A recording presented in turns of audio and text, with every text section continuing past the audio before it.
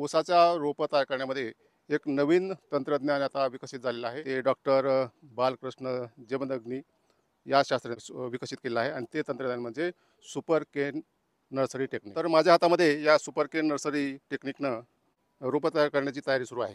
आता याला कोंब आलेला आहे आणि तुम्ही खाली पाहू शकता की पूर्ण या बेडवर एक डोळा पद्धतीनं काडी लावून त्याची रोपं तयार करण्याची कारवाई सुरू आहे. ही जी प्रक्रिया आहे रोपं तयार करण्याची ती कशी केली जाते, तिला किती खर्च येतो आणि त्याचा उत्पादनामध्ये किती भर पडतो याची माहिती आपण आजच्या व्हिडिओमध्ये घेणार आहोत. नमस्कार साहेब. नमस्ते. सुरुवातीला मी यांचा परिचय करून देतो. हे शेतकरी आहेत फुल टाईम, परंतु यांचा पूर्व इतिहास जर पाहिला तर ते कृषी खात्यामधून कृषी संचालक या पदावरून निवृत्त झालेले आहेत आणि आता फुल शेतकरी झालेले आहेत. साहेब, तुम्ही नवीनच पद्धत तुमच्या गावामध्ये आणली, कोणती पद्धत आहे? सुपरकेन रोपवाटिका हां, असा ही पद्धती आहे. सुरुवातीला मला सांगा की तुम्ही जी बियाण्याची निवड केलेली आहे तो कोणत्या जातीचा ऊस आहे? 3 प्रकारच्या व्हरायटीज आहेत. हं. एक पाडेगावनं सध्या 2022 मध्ये जी एक वाण प्रसारित केलेला आहे 15-0-12 हा. तो आहे. दुसरी व्हरायटी आहे परंपरागत 86-0-32 हं. आणि 1965. आता तुम्हाला ही नर्सरी करायची, ती बियाणं आणताना घेतलेली काळजी, त्यानंतर ती त्याचे खांडके करणं, तुकडे करणे, ही सुरुवातीपासून सांगा काय काय करायचं? बेनं तयार केलं. हां. कांडी हां.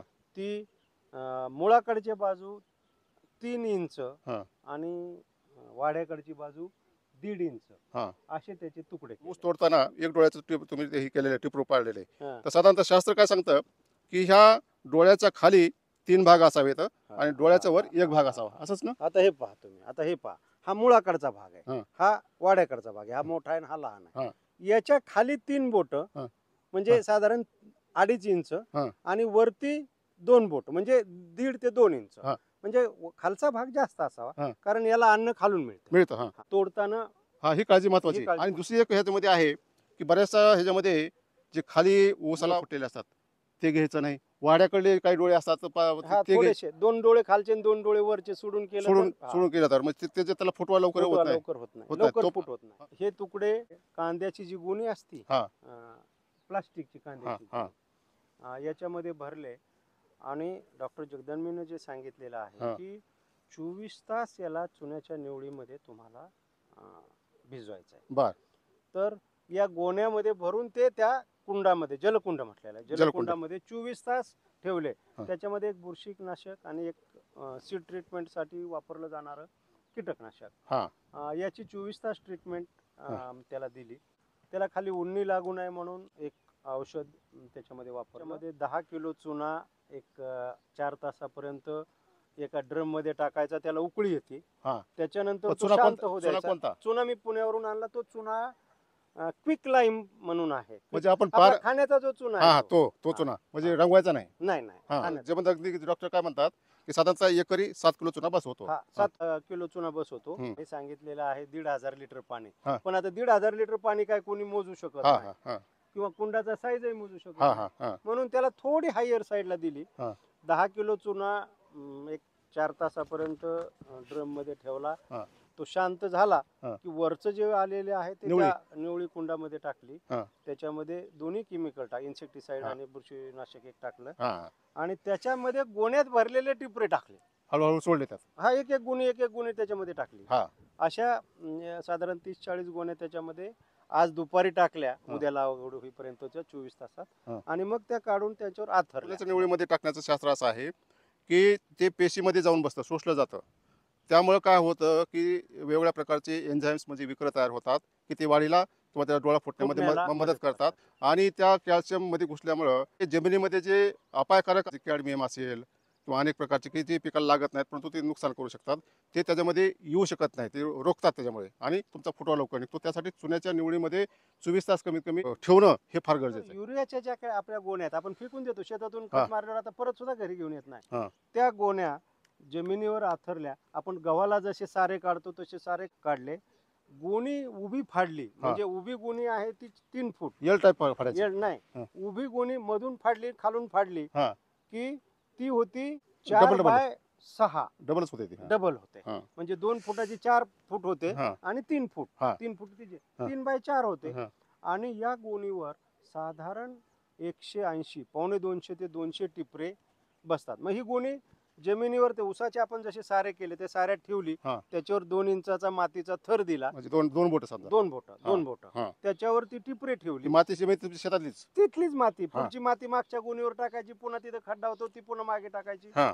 आणि याच्यावर त्या मातीवर ती टिपरी ओळीने मांडायची. ओळीनं ठेवली. फक्त पूर्ण डोळावर आला पाहिजे. डोळा वर येऊन हा. डोळावर ठेवायचा आणि चिटकून ठेवली. हा. काय त्याला मध्ये अंतर ठेवलं किंवा अशाला हा. काही भाग नाही, हा. अगदी चिटकून ठेवली. हा. आणि असं ठेवल्यानंतर त्याच्यावर ॲसिटोबॅक्टर आणि वसंत ऊर्जा याचं फवारणी केली. हा. आणि त्याच्यानंतर पुन्हा अगदी फक्त डोळा झाकेल हा. एवढंच मातीचा थर दिला. बेनं अंथरल्यानंतर ॲसिटोबॅक्टर आणि वसंत ऊर्जा या 2 औषधाची म्हणण्यापेक्षा त्याला टॉनिकची वरून फवारणी केली. हा, मी एवढं काय- त्याला ट्रीटमेंट दिलेलं आहे. नाही, मी एक तुम्हाला थांबवतो. ॲसिटोबॅक्टर हे एक जैविक खत आहे. जैविक ते खत. त्याच्यामध्ये शिरल्यानंतर ते नायट्रोजन म्हणजे नत्र तयार करतं आणि ते उसाळं देतं. पहिला मुद्दा हा ॲसिटोबॅक्टरचा आहे आणि फार स्वस्त मिळतं ते. आणि दुसरं मुद्दा जे आहे ते वसंतदादा शुगर इन्स्टिट्यूटचं वसंत ऊर्जा हे टॉनिक आहे आणि हे पण जैविक आहे. याच्यामुळं अनेक फायदे आहेत त्याचे. 263 रुपये प्रति लिटर फार स्वस्त आहे. त्याचे अनेक फायदे आहेत. बोलायचं म्हणलं तर त्याला एक सेपरेट व्हिडिओ होईल. ॲसिटोबॅक्टरची ट्रीटमेंट दिल्यानंतर पुढे नत्राची मात्रा 50% जरी दिली हां. तरी चालू शकते. 50% त्याच्यातून गोणी टाकलेली त्याला उचकून दाखवा, कारण कसं टाकायची ते सांगा फक्त. ही गोणी आहे. हां हां, ही गोणी टाकली तुम्ही टाकली ही. हा, हां? हा. ही गोणी टाकण्याचा उद्देश काय? ही गोणी टाकण्याचा उद्देश असा आहे, आता हे उचलणार कसे, प्रत्येक रोप जमिनीतून काढायचं नाही. हां. ही गोणी इथे आहे, हा. ही इथे हा. आहे, इथे हां हां इथे हा. हिला इकडून दोघांना हा. आणि तिकडून दोघांना धरलं हा. की हे सगळे रोप अलगद हा. निघतात. हा. आणि असेच रोप शेतात घेऊन जायचे आणि लावायचे. फक्त आणि दुसरा उद्देश असा आहे की त्याची जी मुळं फुटणार आहेत ती जमिनीत घुसून आहेत. ही जी मुळं आहेत ही जमिनीत जाणार नाहीत, हम्म. गोणीच्या खाली जाणार नाहीत, कारण ती प्लास्टिक आहे. याला गोणीच्या वर जे 2 इंचाचा थर आहे मातीचा, हा, हा. त्याच्यातून ते अन्नद्रव्य अन्नद्रव्य पाणी. पुढचे 15 दिवस जे लागणार आहे उसाचे एक डोळा गोळी मांडले त्याच्यावर पुन्हा मातीचा थर किती दिला? त्याच्यावर फक्त कांडे झाकू शकेल एवढा एवढाच माती, अर्धा इंचाचा थर हा, 1 इंचाचा दिला. हा. हां. आणि त्याच्यावर पाचट टाकलं. पाणी वगैरे मी सांगतो. हा. आणि पाचटावर पाणी मारलं. हा. त्याचं कारण असं हा. आहे की जर तुम्ही 1 इंचाच्या थरावर झारीनं पाणी मारायला लागले तर माती निघून जातील, हा. ते उघडे पडतात. म्हणून मग पाचट टाकून त्याला पूर्ण छान इरिगेट केलं, त्याला पूर्ण भिजवलं. हा. आणि ज्या वेळेस भिजवलं, भिजून झालं हा. की त्याच्यावर इकडे जे दिसतं आहे अशी एक फिल्म काळ्या रंगाची हा. पॅक करून त्याच्या कडेला माती टाकून ती एअर टाईट केली. हा.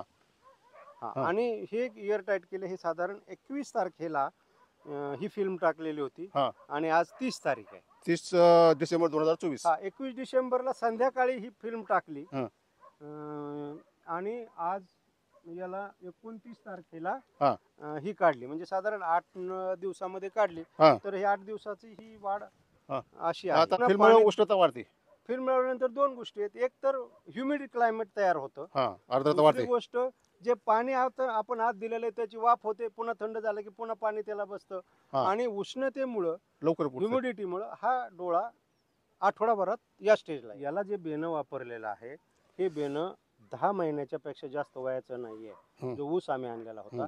त्याच्यामुळं 90% उगवण झालेली आहे. आपल्याला जो शिकवलं जातं की हं. 9 ते 10 महिन्याचं बेनं वापरावं, 11 हा. महिन्यापेक्षा जास्त वयाचं, हे वापर एकदम बरोबर आहे. हा. हे 10 महिन्याचं बेन आहे. मी 2 ठिकाणाहून जे हा. आणलं किंवा माझं घरचंही वापरलं, हा. तिन्ही सोर्स हा 10च महिन्याचा आहे. हा. त्याच्यामुळं हे बेन जे आहे हे 90% याची ही झाली हा. आहे, फुटवा आलेला आहे. थोडं पिवळं दिसतं कारण त्याला सूर्यप्रकाश मिळाला नाही. आता ह्याला सूर्यप्रकाश मिळाला की हिरवं होईल. हे आता ओपन केलं, हा. याला सूर्यप्रकाश न मिळाल्यामुळं याची फूट झाली फक्त. हा. हा. हे 4 दिवसामध्ये याला आता पुढची 2 पानं येतील. आठवड्याभरात हे 4 पानावर जाईल. हा. लागवडीचा जो पिरियड आहे म्हणजे किती वयाचं हे आता तुमचं रोप पाहिजे आणि किती पानाचं पाहिजे? हे 4 पानावर असावं. हा. साधारण 15 दिवस वय झालं हा. की इथून पुढे याला लागवडी योग्य होईल असं वाटतं. शास्त्रज्ञ काय सांगतात की साधारणतः 18 ते 20 दिवसामध्ये त्याची लागवड प्रॉपर टाइम हा. आहे. पुढे तुम्ही 30 दिवसानंतर 40 दिवसानंतर केल्यानंतर सुद्धा ते एखाद्या वेळेस 35 दिवसापर्यंतचं जुनं हा. बियाणं हे हा. रोप चालू शकतं हा. असं त्यांचं म्हणणं आहे. बरं. पण हे लागवड योग्य प्रॉपर आहे ते 20 ते 25 दिवसाला हा. ठेवल्यापासून हा. 25व्या दिवसापर्यंत ही लागवड. साधारणतः किती एकरी किती लागते त्याला डोळे? 4 बाय 1.5 लावला हा. तर 7,000 लागतात हा. रफली, एखादा 100 कमी. हा. जर 4.5 बाय 1.5 वर लावला तर हा. 6,500 लागतात. हा. आणि 5 बाय 1.5 वर लावला तर 5,900 म्हणजे 6,000 ठोक मध्ये. हा. म्हणजे 4 1.5 7,000 4.5 दीड 6.5 आणि 5 हा. दीड 6,000 हो. असं धरून चाला. हा. तेवढे रोप लागतात. काही मेल एखादं दुसरं तर 100 रोप जास्तीचे जास्तीचे extra. पारंपरिक पद्धतीने जर आपण ऊसाची लागवड केली हं. तर त्याच्यापेक्षा याचा खर्च खूप कमी येतो. हा. त्याचं कारण असं आहे किती येत असेल बरं की साधारण? 1.5 टन हा. जर ऊस धरला हा. तर आज 4,000 रुपये टन ॲव्हरेज ऊस आहे. हा. म्हणजे 6 ते 7,000 रुपयाचा ऊस लागतो एकरी. हा एका एकराला. हम्म. किंवा काही जर पातळ असेल तर 2 टनापर्यंतही जातं. हम्म. तर 4,000 रुपये गुंठा आता लागवड म्हणजे भाव. बेणं आहे. हं. 8,000 रुपये त्याची तोडणी हा. वाहतूक हा. जर धरली हा. तर ती 2,000 रुपये जाते. हा. म्हणजे 10,000 रुपये त्याचा खर्च येतो. हा. आणि बेणे लागवडीचा शेतातला जो रेट चालू आहे आता सध्या हा. तो 8,000 रुपये एकर आहे हा. खेड्यामध्ये. हा. आता आमच्या गावातही तोच आहे. हा. म्हणजे 18 ते 20,000च्या दरम्यान हा. याचा खर्च येतो हा. 1 एकरची लागवड बेण्यानं करायला. आता मला थोडा खर्च याच्यामध्ये जास्त आला, पण 1 रुपया ते सव्वा रुपया हा एका रोपाला खर्च जावा बर. याच्यामध्ये. हा. आणि पुढचा जो खर्च आहे हा. तो मात्र अर्ध्यावर येतो. म्हणजे 4 महिला मजूर हा. 1 दिवसात हा 1 एकर लागवड ऊसाचं. करू शकतात बर. पाण्यामध्ये. हा. कारण त्याला काही नुसतंच ठेवायचंय. हा. हा. 5,000 एका बाईनं 1200 जरी लावले तरी ते 4 बाया ते 1 एकर. हा. म्हणजे 2,000 ते 2,500 रुपयामध्ये याची 1 एकरची लागवड होते. म्हणजे रोपाचा खर्च आणि तो खर्च जर हा. धरला हा. तर कितीही खर्च मोकळेपणाने धरला तरी हा 12,000च्या पुढे जातो. शास्त्रज्ञ सांगतात की असा म्हणजे सुपर केन नर्सरी रोपं लावून जर तुम्ही ऊस लावला तर चांगलं उत्पादन येतं. तर तुम्ही काय अपेक्षा धरता याची? पेक्षा साधारण जर 5,800 म्हणजे 6,000 आणि तो जर कॅल्क्युलेटेड म्हटलं तर 70 ते 80ची पहिल्या वर्षीची अपेक्षा टन पर बाकीच्या एकर टन पर एकरची आहे. हा. बाकीच्या पॅकेज ऑफ प्रॅक्टिसेस जर चांगला दिला तर. चांगल्या दिल्या